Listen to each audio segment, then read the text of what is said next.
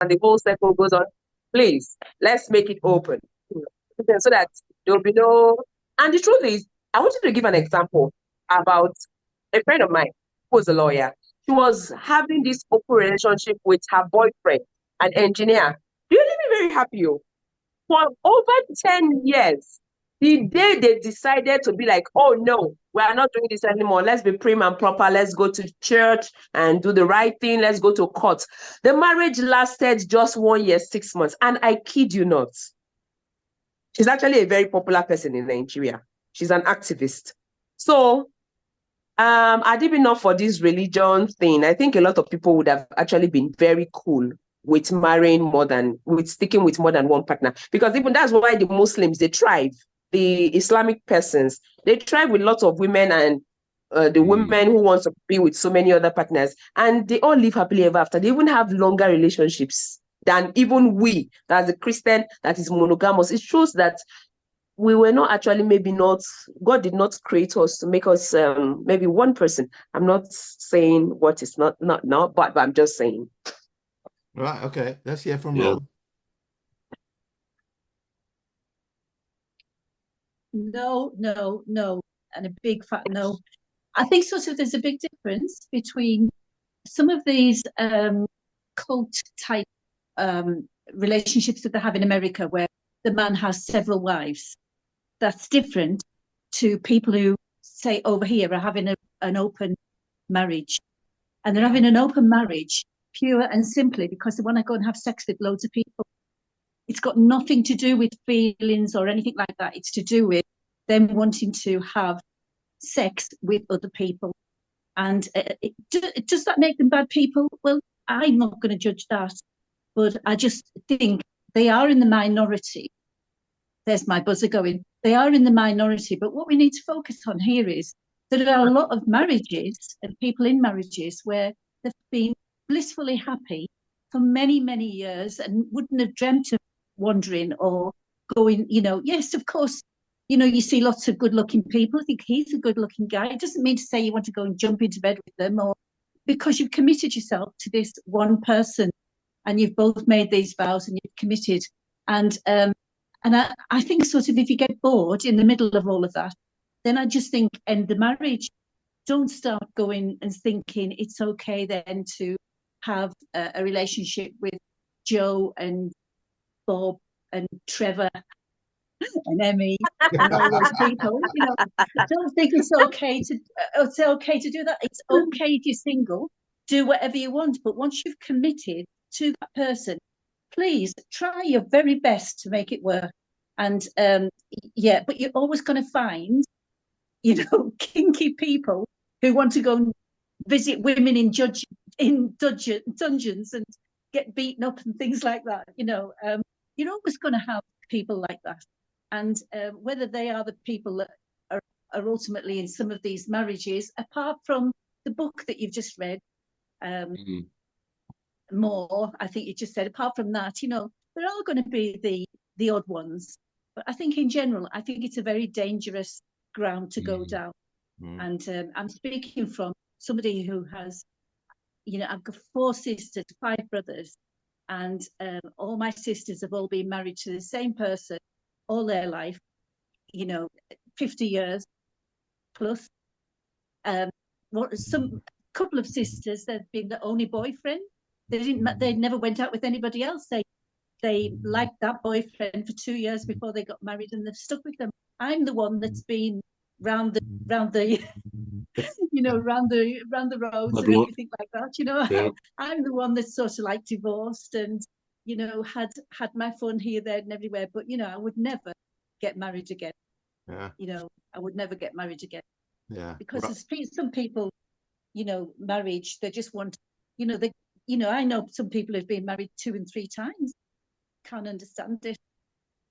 You get married and, hopefully it works, because nobody wants to get married with the hope that it fails, do they? No. No. So that's my buzzer going. I'm very, very sorry, but I'm going to have to go because I have to be somewhere. Yeah. I'm going to meet Albert. Right.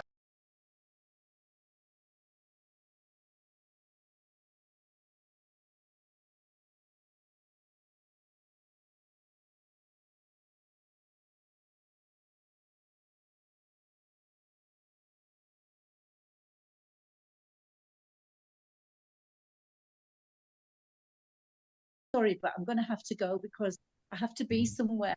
Yeah. I'm going to meet Albert. Right. Okay. Right. We Right. enjoyed your contribution, I have to say.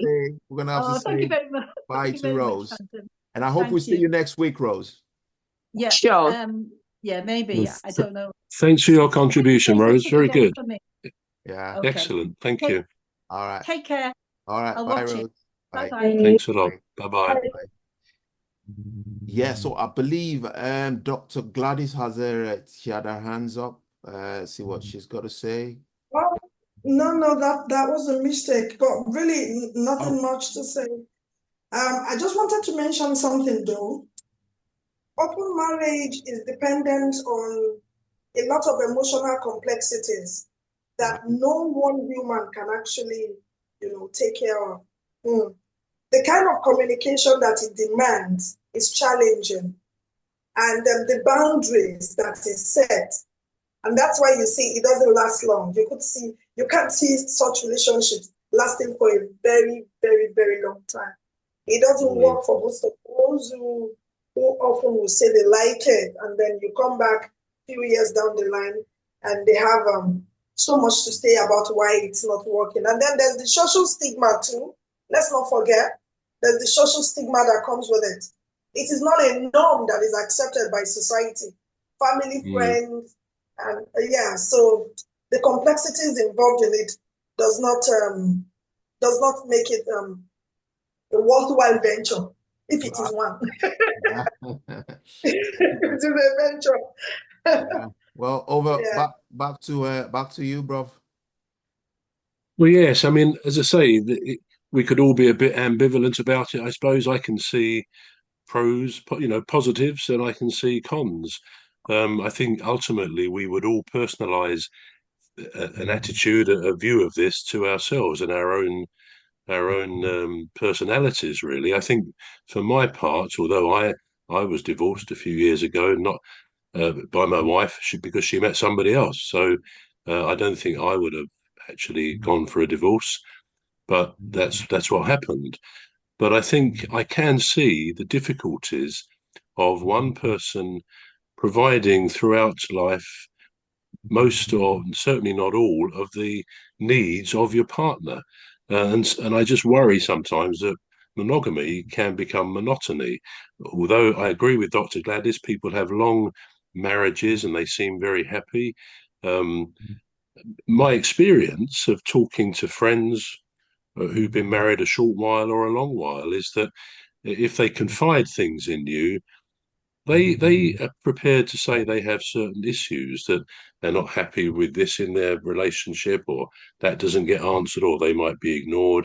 Many men say that when a baby comes, and of course I have two children, the man can actually feel very ignored for a few months, which is probably true to some degrees. But the other side of that is a woman, in having the babies, her body begins to prepare for that event in 9 months' time, and her whole body, if you like, her whole self is given over to having this new little human being, with all that involves. I mean, is she expected to say goodbye to her former self, all those needs of personality, humor, laughter, relationships? Suddenly it's all closed down for a good few years, but by nurturing the child. And I suppose many women, I suspect, would say that lots of men don't really give the same support around the household with the child as maybe they should do. I know that kind of varies in relationships.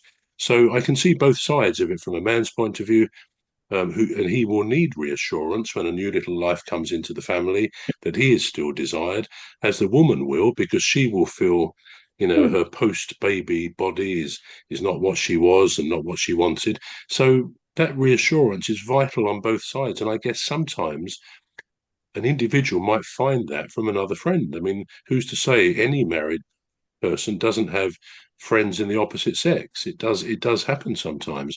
So I can understand why people sometimes opt for this open marriage in the attempt to try and have needs answered. But at the end of the day, it's up to the individual couple, and the individual person as to the way they see their best way forward. Marriage is probably, in many ways, though it can be excellent, it can be tough, because there's a lot of work along the way to do. None of us are perfect. We are all flawed, and therefore we all need to understand that in our partners and in people we deal with. So that's how I would personally see, open marriage. If it's for some couples who want it, good luck to them. Others wouldn't touch it. And yeah, probably at the end of the day, I would be in that latter category, because I'm not sure I could cope with feeling, however much I might deny it, feeling a bit jealous and worried about I might lose that woman who I love so deeply. So I think I would have to err on the side of that. But in conclusion, I would just say that Emmy did ask me to say that we're all invited tonight to his place for a wild and wonderful polyamorous swinging party. So we'll all be there, bros. We'll see you there at 8 o'clock. Dr. Gladys, Phantom, me. Followed by a disclaimer.